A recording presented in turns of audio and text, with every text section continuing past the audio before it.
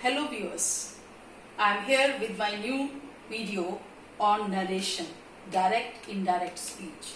This is a short video to describe you how to change from direct to indirect speech. Generally हम सबको ये problem होती है बच्चों को कि नरेशन जो डायरेक्ट इनडायरेक्ट स्पीच है इनमें क्या डिफरेंस है या इस चीज की क्लैरिटी नहीं हो पाती। तो सबसे पहले आपको दो चीजें समझनी, मैंने एग्जाम्पल से स्टार्ट कर रही हूँ अपने वीडियो को। I have written a question number 1 here. Ram said to me, this is actually example. Ram said to me, comma, inverted commas begin, I have paid your money back, full stop and comma close. This is direct speech. Direct speech में there are two parts. This Ram said to me, this is called reported verb. Basically, this is the main sentence and this part is the subordinate clause. But this is called reported speech. यहाँ पे बात कहने वाला राम है, उसने मुझे कुछ कहा। उसने क्या कहा कि मैंने तुम्हारे पैसे वापस कर दिए। तो ये डायरेक्ट स्पीच है। ये जो वर्ड्स आपने कोमास में लिखे हैं, तो इसका मतलब है कि जो भी राम के शब्द थे, those words are written as it is without any change. तो this is called direct speech. Try to keep in mind, this part is called reported verb. I have written in short reported.rep. This is reported verb and this is reported speech. Reporting speech. First of all, when you change from direct speech to indirect speech, आपको कुछ चीजें ध्यान में रखनी होंगी. एक तो आप ये कॉमा हटाएंगे क्योंकि दोनों सेंटेंसेस को आप जोड़ के एक करेंगे. तो कॉमास को हटाने के लिए हमने दैट का यूज करना होता है. ये मैंने आपको यहां लिखा है, कॉमास को हटाने के लिए दैट का यूज, क्योंकि this sentence is answered here. Reported verb in past. अब ध्यान ये रखिए, अगर ये वर्ब पास्ट टेंस में है तो दूसरी तरफ जो रिपोर्टेड स्पीच है उसका टेंस भी चेंज हो जाएगा. रिपोर्टेड वर्ब अगर पास्ट टेंस में है तो the tense in the reporting speech will also change. कैसे चेंज होगा ये टेंस रिपोर्टिंग स्पीच में? बड़ा सिंपल सा एक रूल होता है, चेंज ऑफ टेंसेस. मैंने ये कॉलम बनाया है.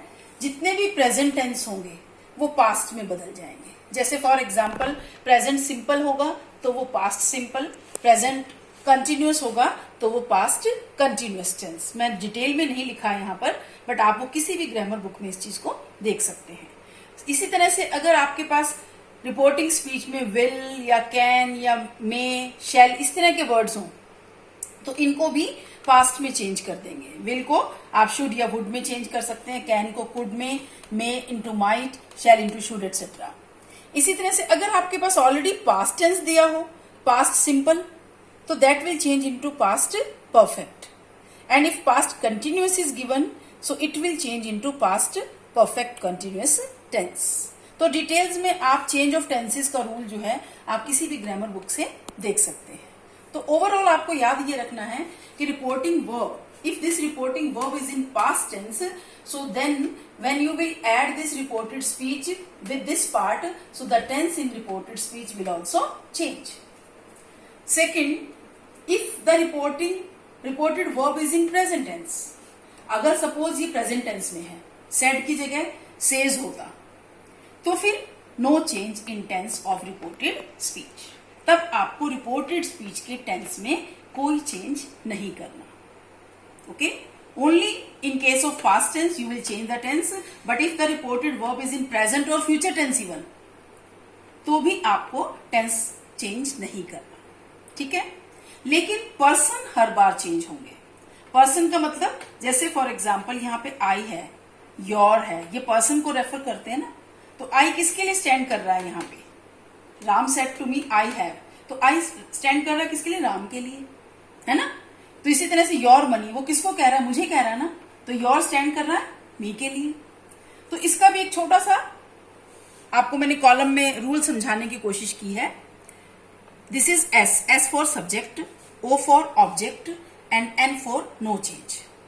This is 1 2 3. 1 मतलब first person, second person, third person. ठीक है. अब आपने ध्यान करना है, रिपोर्टिंग स्पीच में अगर फर्स्ट पर्सन है तो वो चेंज होगा रिपोर्टिंग वर्ब के सब्जेक्ट में।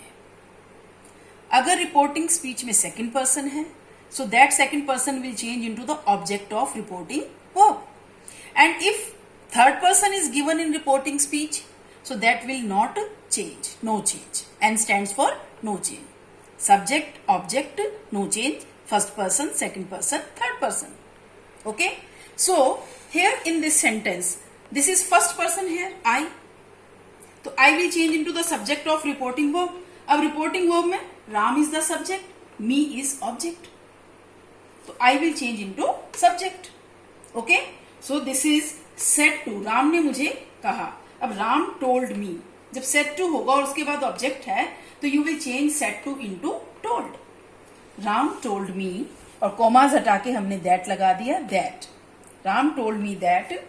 I stands for Ram. तो यहाँ पे दोबारा राम तो नहीं लिखेंगे. In place of Ram we will write he. We will use pronoun here. So Ram told me that he, और this is have paid. Present perfect tense. So that tense will change into past perfect. Have will become had. He had paid. अब your stands for second person. This is second person. It stands for object. तो second person will change into object. तो ये me के लिए your बन जाएगा. Sorry, my बन जाएगा. So he had paid my money back. Ram told me that he had paid my money back. I think it is very simple. That इसको हटाने के बाद, कॉमास को हटाने के बाद, said to change into told if there is an object. First person of reported speech will change into subject. Second person of reported speech will change into object. Plus tense. You will change the tense also. And when you write in indirect speech, no need of commas. Write only full stop. यानी कि आप इन दो sentences को जोड़ के एक simple statement बना देते हो indirect speech में. सिंपल सा फंडा है कि you will connect these two sentences together and write it in the form of a simple statement. That's clear. Another example I have written. They said, there is no object here. They said, comma, inverted commas begin, your brother is taking bath in the pond, comma close. Okay. So they said, किसी को तो कहा होगा ना कि तुम्हारा भाई नहा रहा है, तो object is understood here. Is that clear? So they said that. अब किसी को कहा मतलब मुझे कहा उन्होंने. सपोज हम इमेजिन कर लें, ये आपकी इमेजिनेशन पे डिपेंड करता है. So they said to me, imagine कर लीजिए. तो they said that my brother, your second person है. अब मी हमने इमेजिन किया, ऑब्जेक्ट, तो माई हो जाएगा उसकी जगह.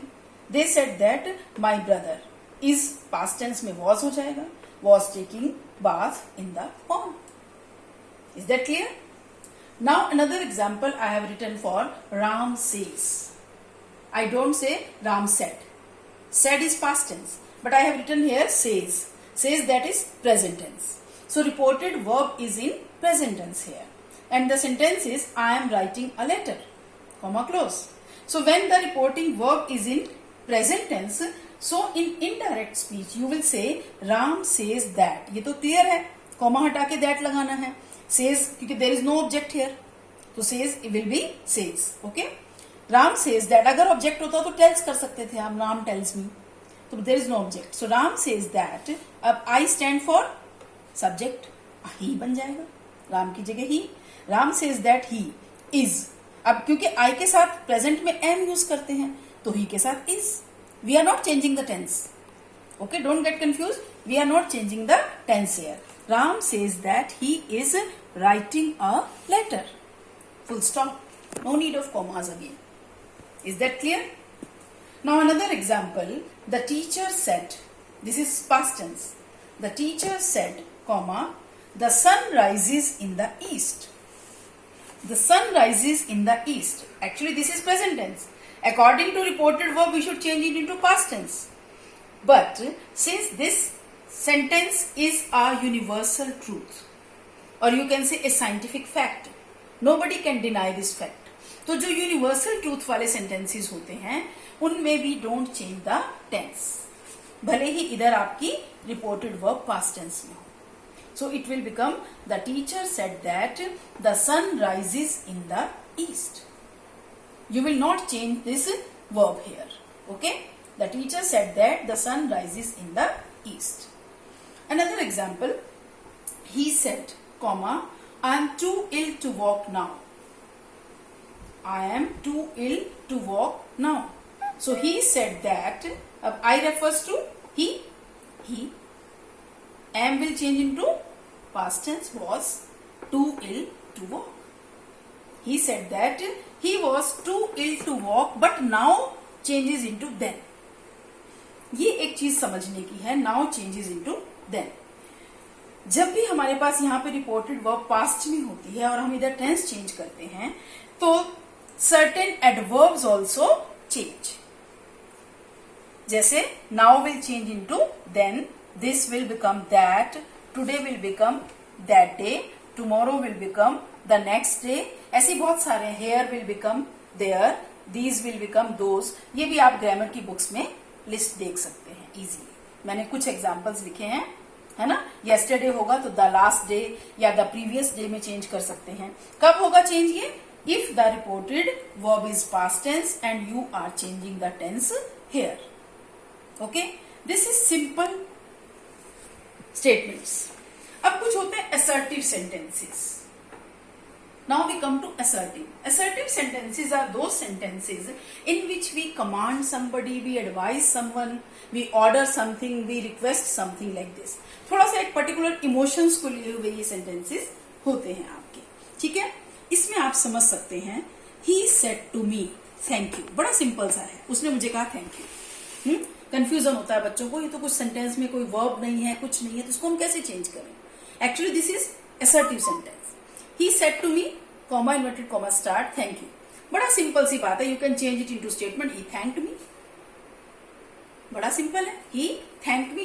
आप according to sense, इस तरह से जरूरी नहीं है कि आप that लगाएंगे इसमें या वो लगाएंगे. अगर आप इस तरह से एक स्टेटमेंट में चेंज कर सकते हो तो you can do. ओके, या फिर आप ये भी कह सकते थे he bade me thank you. Okay, next, I said to him, obey your parents. मैंने उसे कहा अपने पेरेंट्स का की आज्ञा का पालन करो. ओबे योर पेरेंट्स. तो यहाँ पे भी एक ऑर्डर दिया जा रहा है या एक एडवाइस दी जा रही है, यू कैन से.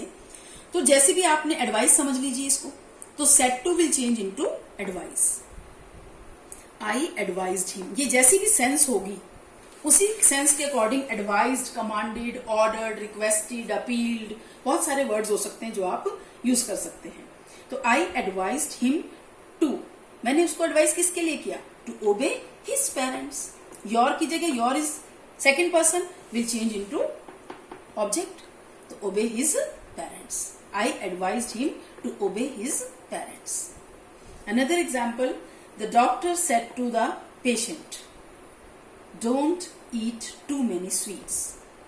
डॉक्टर ने पेशेंट से कहा बहुत सारी मिठाई, मीठा नहीं खाना. तो डॉक्टर एडवाइस कर रहा है ना पेशेंट को. So the doctor advise the patient किस चीज के लिए? Not to eat too many sweets. ये डू नॉट को you can change into not to. जैसे हमने इसमें किया था I advised him to, same way advise the patient to, but not भी है तो नॉट को हम टू से पहले लिखेंगे. Not to. The doctor advise the patient not to eat too many sweets.